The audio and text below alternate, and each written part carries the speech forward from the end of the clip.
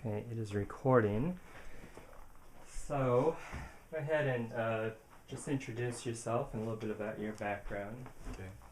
Well, I'm Wendell Potter. I spent 20 years inside the health insurance industry. I was an executive at Humana and Cigna. I was head of corporate communications at Cigna when I left in 2008. I'm a former journalist, and I was a person who just felt conflicted toward the end of my career in health insurance. I became increasingly aware that the health insurance industry was creating a lot of the problems that we have and are having such a hard time solving in this country. The practices of the health insurance industry have contributed directly to the rising number of people who don't have insurance. We now have more than 50 million people in this country who don't have insurance. And I'm also the author of a book called Deadly Spin, and I wrote that book just to explain how this happened, how we happen to have a healthcare system that is so much controlled by health insurance companies. Great. Now, many people contest that figure of 50 million whenever you see this debated in the national press. People from the right or people against, sort of uniform healthcare will always say, oh, it's not 50 million. It's as low as 5 million. It's as low as... Right. So can you just talk about that figure, please? I can, and I understand that because one of my jobs inside the health insurance industry was to make people believe that, say, what's the big deal here? There aren't that many people who are uninsured. Even if there were, a lot of those people have decided to not buy insurance. They're just not being responsible citizens. I know that's not true. In fact, that was one of the reasons I decided to leave my industry. I could not in good conscience continue to mislead people. There are, you're right, a lot of people who believe that there are far fewer, but that's based on U.S. Census data. It is accurate data. It is the truth that many people, and it's growing, and it's been growing every year. And not only that, but more and more of us are in health insurance plans that are inadequate. The insurance industry is now trying to move all of us into either limited benefit plans or high deductible plans, or plans that feature both high deductibles and limited benefits. And that's making more and more of us underinsured. At least 25 million more Americans, in addition to that 50 million, are underinsured. Right. And can you define what does underinsured mean? Underinsured means that you pay your premiums, you think you've got insurance coverage that's going to be there when you need it, but often when you do get sick and if you do get injured, you will find that you have to pay a lot of money out of your own pocket before your insurance company will pay a dime, or you're not covered at all. And a lot of these limited benefit plans don't cover hospitalization, for example. Many people don't understand this, that a lot of the plans that they're paying really good money for is nothing more than junk insurance. The insurance companies are profiting. 2010 was one of their most profitable years ever, and that's partly because they've been shifting more and more of us into these junk plans and high deductible plans. And a lot of Americans are having to spend at least 10% of their incomes out of their own pocket for medical care, even with insurance. You, I believe the president actually quoted you at one point.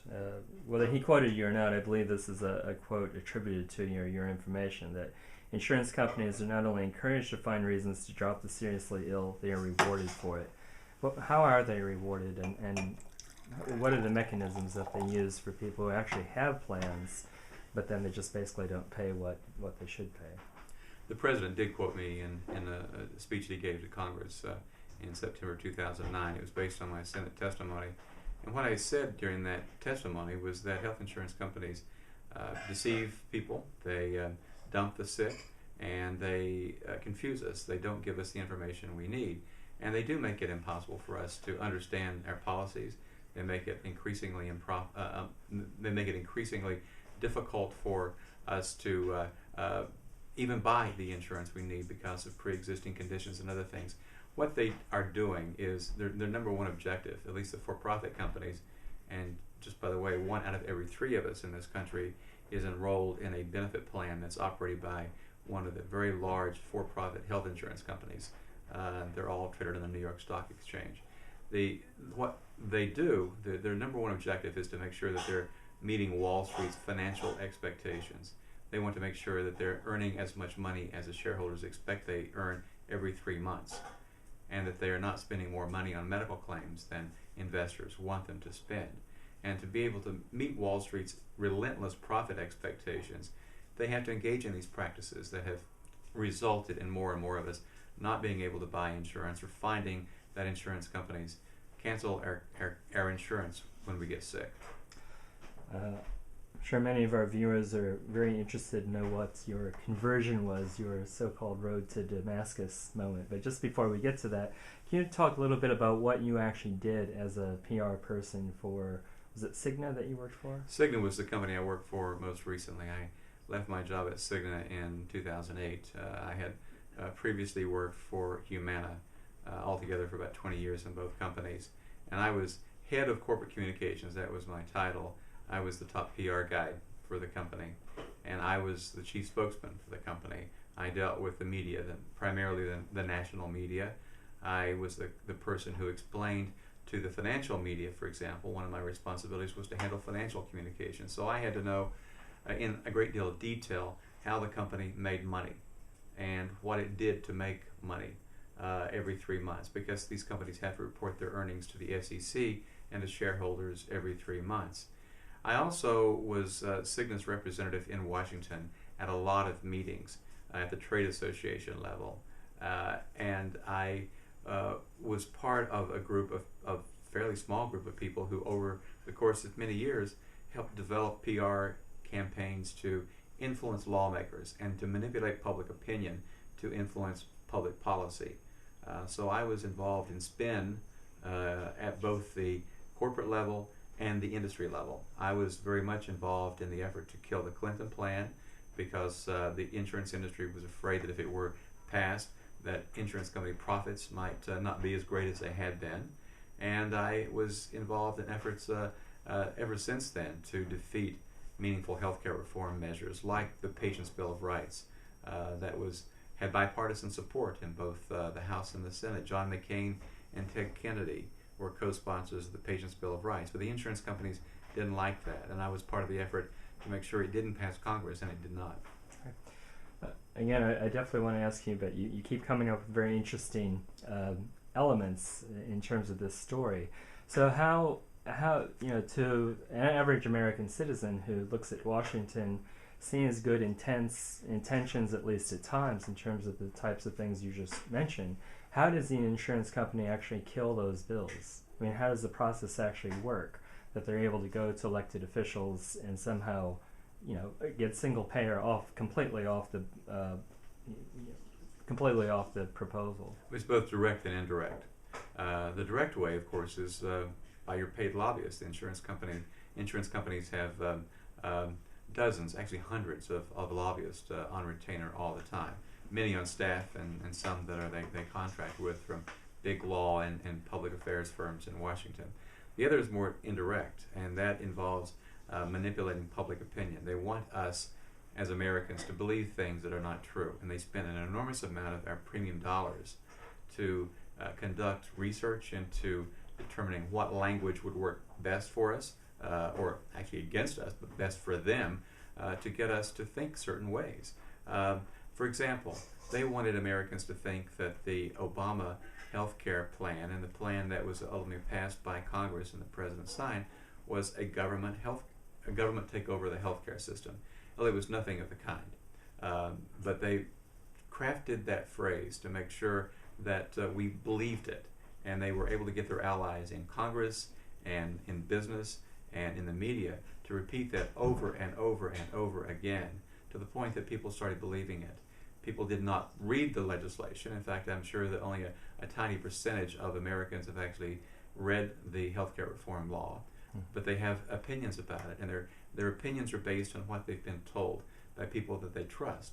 The problem is, a lot of the people that they trust have themselves been greatly misled and are unfortunately feeding us all a bunch of lies. It's just as simple as that. Right. When and why did you leave the industry? Not only leave the industry, and become an advocate for reform. I left my job in May of 2008. I had just had it after 20 years. I had become increasingly aware of what the insurance companies do to meet Wall Street's expectations, to satisfy investors. and how they indeed dump the sick. They dump them in many ways. They do cancel our policies when we get sick. And there was a woman who testified before Congress around the same time I did, who told lawmakers that she got a notice from her insurance company that they were canceling her coverage while she was in the midst of being treated for breast cancer because she had presumably failed to disclose that she had been treated for acne at some time in the past.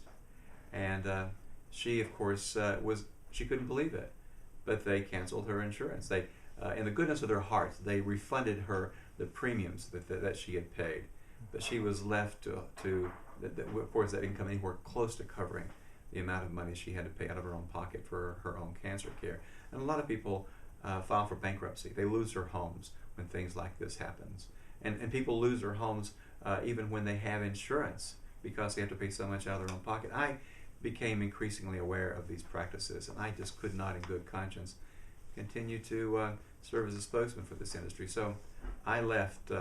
There were 2 or 3 things, though, that really made it necessary for me to leave, not because I was getting any pressure from my employer, but because I just couldn't, again, in good conscience, continue to work for a company that was making life and death decisions, quite frankly, and causing deaths. I wrote in my book, Deadly Spin, that 45,000 people die every year because they don't have health insurance, and it's a true statistic.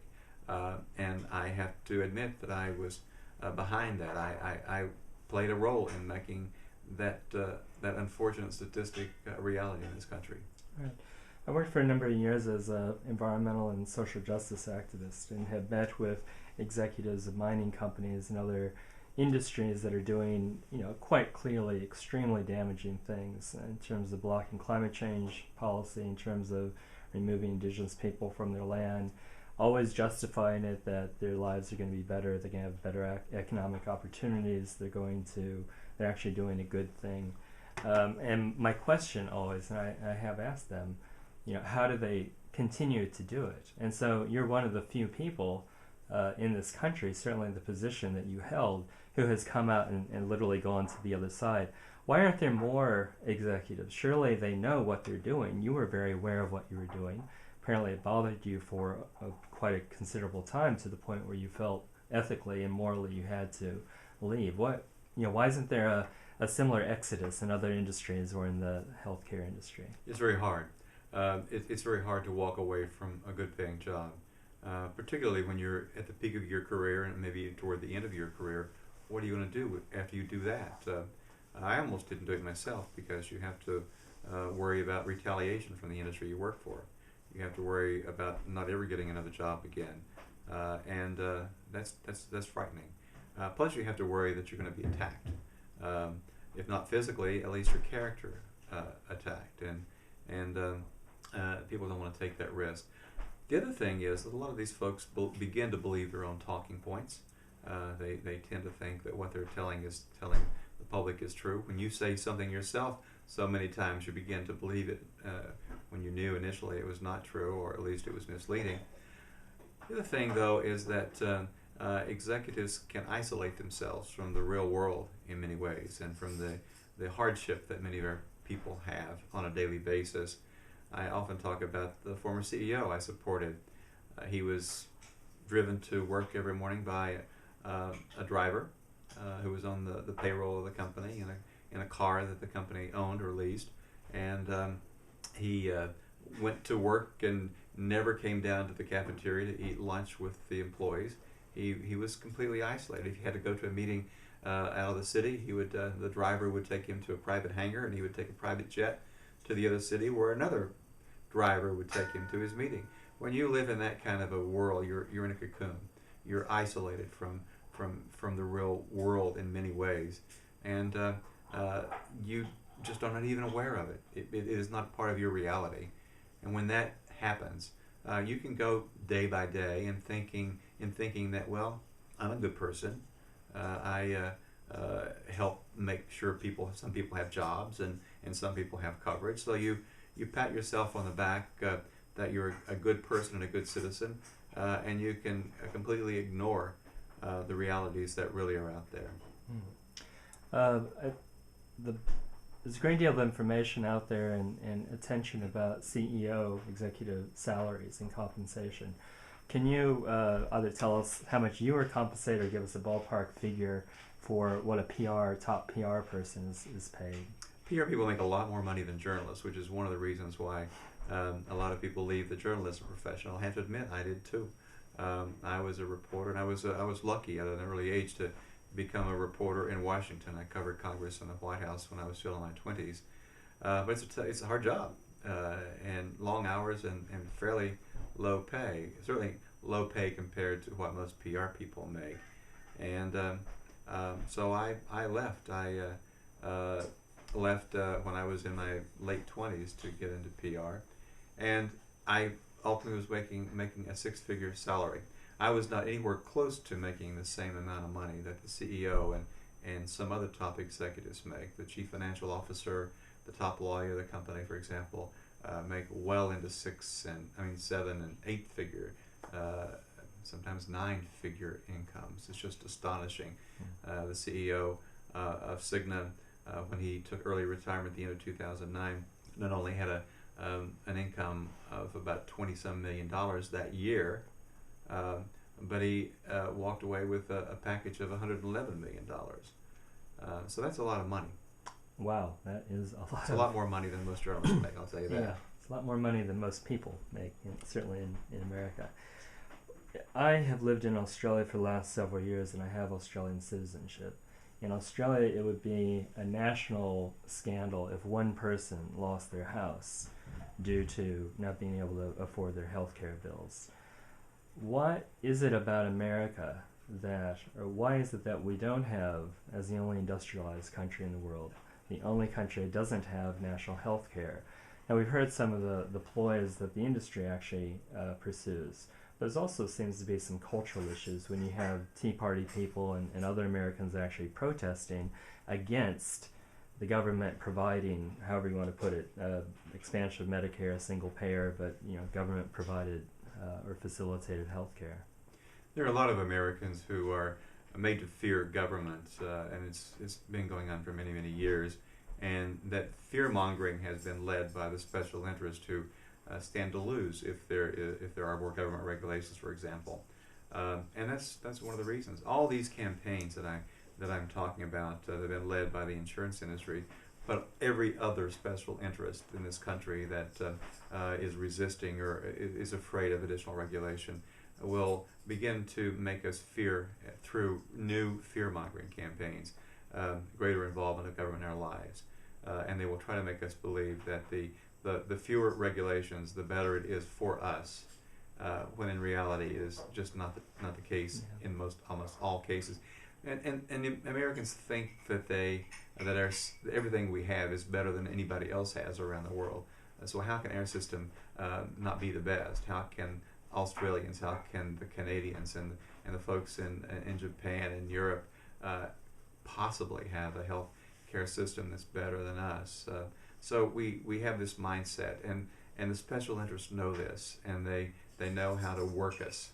They know how to get us to think certain things and act in certain ways, and vote against our own vote against our own self-interest. Yeah, and that's the really stunning thing when you see people literally voting against what they supposedly believe in or want to have happen, etc. That's true. Yeah. So, what is your opinion or view of the recent legislation that was passed at the federal level? I felt it was necessary to get it passed. It fell far short of what I think it should have been, and I know it fell far short of what advocates of reform thought was achievable.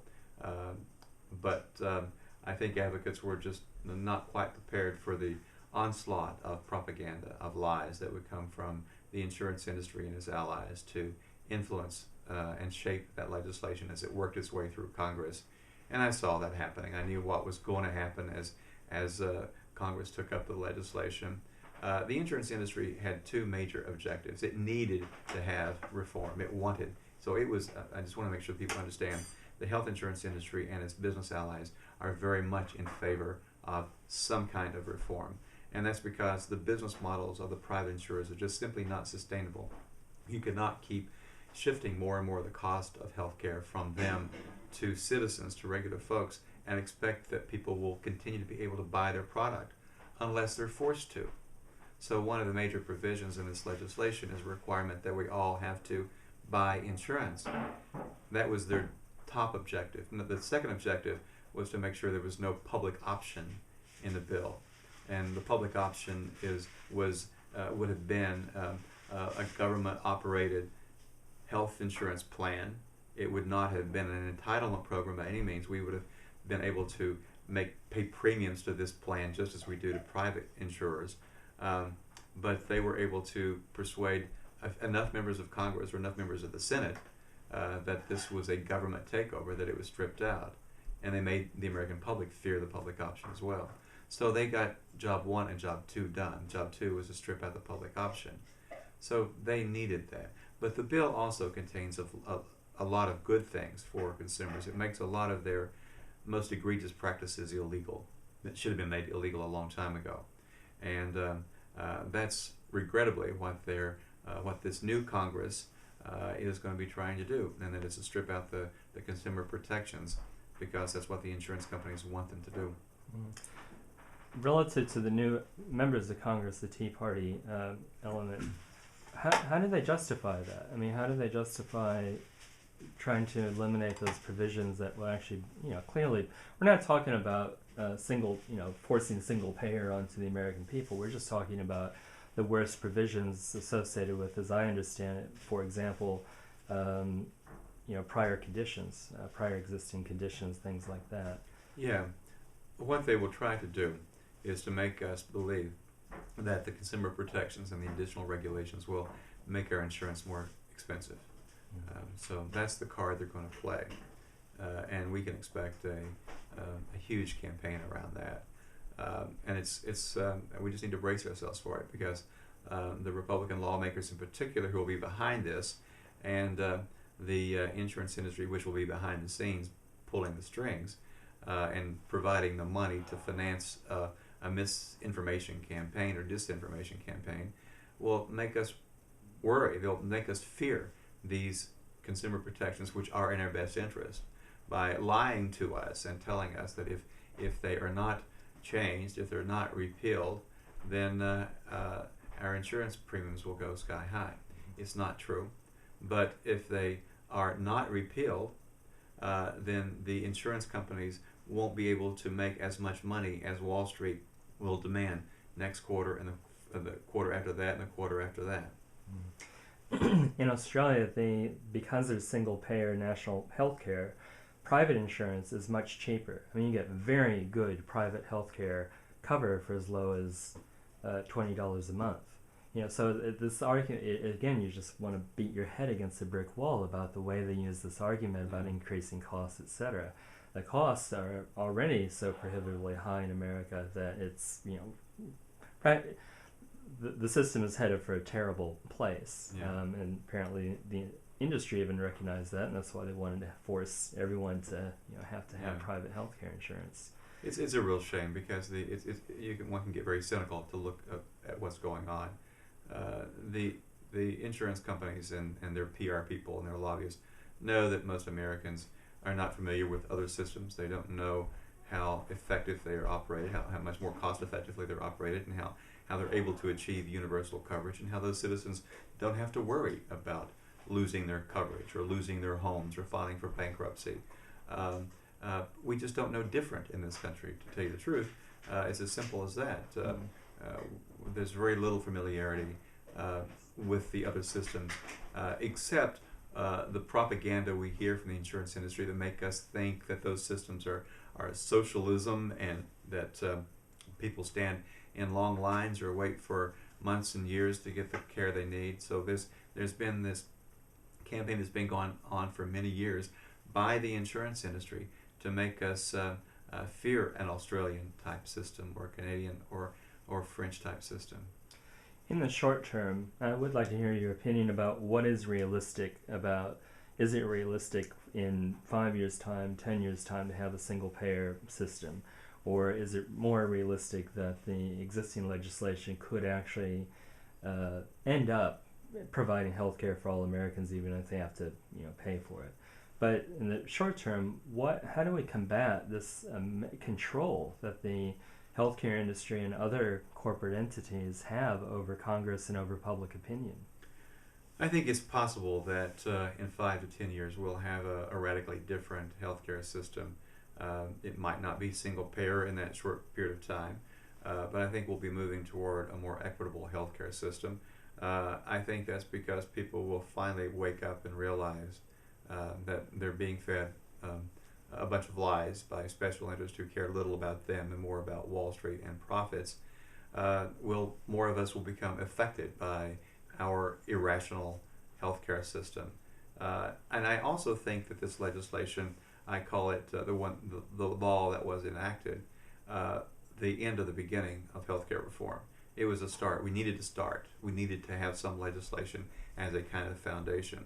There are flaws with this law, but there are many good things too. So we need to, first of all, make sure that the good things are not repealed or stripped out. What we can do to fight back, I think, is make sure that we are informed, so that we're not so susceptible to the lies. That's asking a lot, quite frankly, of Americans, because we all work hard. We often will just not pay attention. I have a bumper sticker that says, "If you're not outraged, you're not paying attention," and that's a lot of what's going on. People need to become. That's what makes us participants in democracy and make sure that we have a democracy that continues. If we don't stay informed and understand the truth and have places to go to get the truth, then my worry is that our democracy is not going to last very long. In fact,